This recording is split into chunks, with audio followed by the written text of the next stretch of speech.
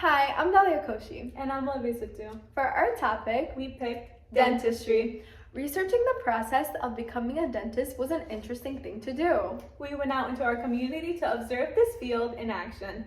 Fortunately, our cousin, Dr. Shunia, is a dentist.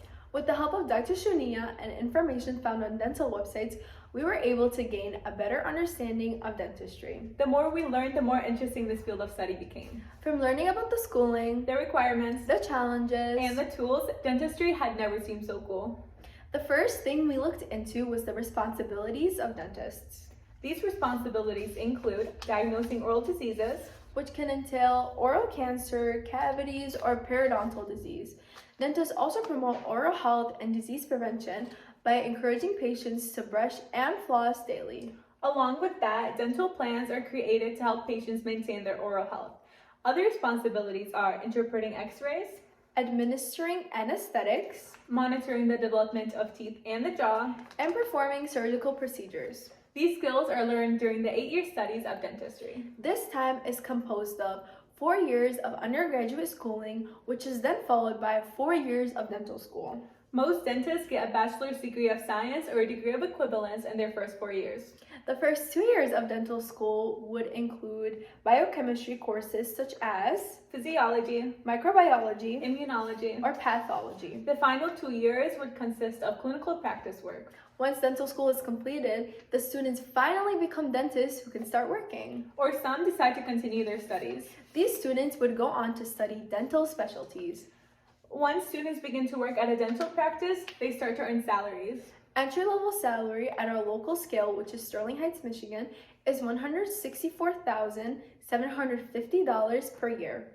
Entry-level salary at the national scale, which is the United States, is $164,750 each year. A dentist that's been in this line of work for over 10 years at our local scale would earn $172,013 annually. A high salary is definitely a benefit of going into dentistry. Although the salary is great, it is not the only benefit that comes with dentistry. Exactly. What I love about dentistry is the option to opt in any specialized dental career after graduating dental school. I completely agree. Dentists even have the choice of being independent and opening their own clinic. It's great to have the option of running a private practice and becoming an entrepreneur, or choosing to work for one of the many chains of dental practices. Dentistry is an awesome career, but not everything is rainbow and glitter. Unfortunately, where there is good, there must be bad. There are some challenges that are faced with dentistry. For example, becoming a dentist is time consuming. Sure, it's time consuming, but do you know what else it consumes? What? Money. Students pay countless amounts of dollars on tuition, which then in turn leaves them in debt after graduation. Yeah, I see your point, but Dr. Shunia says it's 100% worth it. Speaking of our cousin, we had a very informative conversation with him. That we did. Interviewing an expert is definitely different than researching information online. Dr. Shunia is very passionate about his career and was very cooperative with us. When asked, "What is your biggest challenge on the daily that you face?" he answered, "People." That's right, people, not surgery, but people. Dr. Shunia says he has to tolerate people who are afraid of dentists and some individuals who would take their pent-up anger out at him.